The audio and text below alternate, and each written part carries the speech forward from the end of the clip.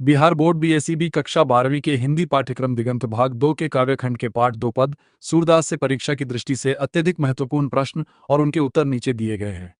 ये प्रश्न आपकी बोर्ड परीक्षा के लिए अत्यंत उपयोगी हैं। अति लघु और लघु उत्तरीय प्रश्न 2-3 अंक वाले।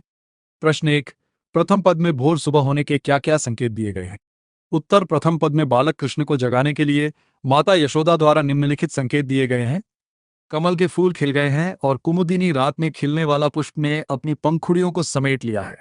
मुर्गे बांग दे रहे हैं और पक्षी पेड़ों पर चहचहाने लगे हैं।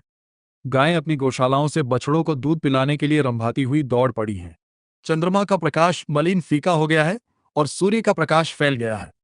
प्रश्न 2, प्रथम पद का भावार्थ अपने शब्दों में लिखिए। उत्तर, प्रथम पद में वात्सल्य रस का सुंदर चित्रण है। माता यशोदा सुबह होने पर अपने प्रिय पुत्र कृष्ण को बड़े लाड प्यार से जगा रही हैं। वे कहती हैं, हे ब्रज के राजकुमार, अब जाग जाओ, सुबह हो चुकी है। वे कृष्ण को प्रकृति में हो रहे परिवर्तनों जैसे कमल का खिलना, पक्षियों का चहकना और गायों का रंभाना का उदाहरण देकर जगाने का प्रयास कर रही हैं। प्रश्न 3, द्वितीय पद में किस दृश्य का वर्णन किया गया है? उत्तर, द्वितीय पद में बालक कृष्ण के भोजन करने के अत्यंत मनोहारी और स्वाभाविक दृश्य का वर्णन किया गया है। कृष्ण अपने पिता नंद बाबा की गोद में बैठकर भोजन कर रहे हैं। वे कुछ खाते हैं, कुछ धरती पर गिराते हैं। उनकी इस बाल सुलभ चेष्टा को देखकर माता यशोदा और नंद जी आनंदित हो रहे हैं। प्रश्न 4, कृष्ण क्या क्या खा रहे हैं और उन्हें क्या सबसे अधिक प्रिय है? उत्तर, कृष्ण भोजन में बड़ी, पूरी, विविध प्रकार के व्यंजन, मक्खन, दही और मिश्री खा रहे हैं। इन सब में उन्हें मक्खन, दही और मिश्री को मिलाकर बनाया गया मिश्रण माखन मिश्री सबसे अधिक प्रिय है। वे दही के दोने को अपने हाथों में लेना अधिक पसंद करते हैं। दीर्घ उत्तरीय और व्याख्यात्मक प्रश्न 4-5 अंक वाले। प्रश्न 5, सूरदास रचित इन पदों में वात्सल्य रस की क्या विशेषता है? उत्तर, सूरदास को वात्सल्य रस का सम्राट माना जाता है। इन दोनों पदों में वात्सल्य रस की पराकाष्ठा देखने को मिलती है। प्रथम पद में एक माता यशोदा का अपने पुत्र के प्रति वात्सल्य है, जहां वे सुबह होने पर उसे कोमलता से जगाती हैं।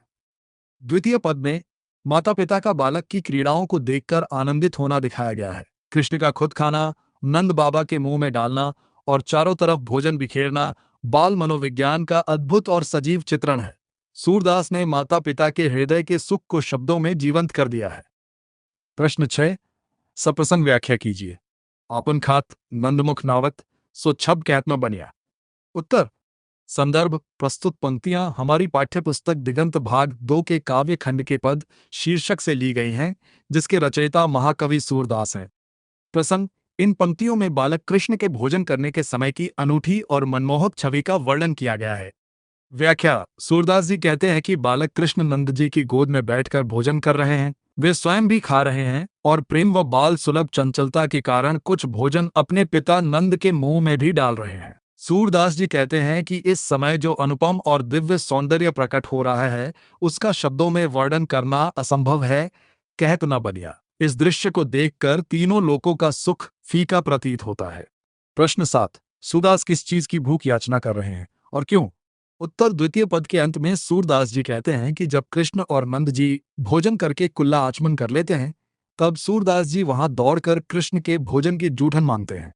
सूरदास जी परम कृष्ण भक्त हैं। उनके लिए कृष्ण भगवान का जूठन कोई साधारण वस्तु नहीं, बल्कि महाप्रसाद है। वे मानते हैं कि यदि उन्हें प्रभु कृष्ण की जूठन का एक कण भी मिल जाए, तो उनका जीवन धन्य हो जाएगा और उन्हें मोक्ष की प्राप्ति हो जाएगी। यह उनकी अनन्य भक्ति को दर्शाता है। परीक्षा के लिए मुख्य बिंदु क्विक टिप्स। भाषा, सूरदास के इन दोनों पदों की भाषा ब्रज भाषा है। रस, इन पदों में मुख्य रूप से वात्सल्य रस और भक्ति रस की प्रधानता है। लेखक परिचय, सूरदास जी अष्टछाप के महान कवि थे और वे जन्मांध जन्म से अंधे माने जाते हैं।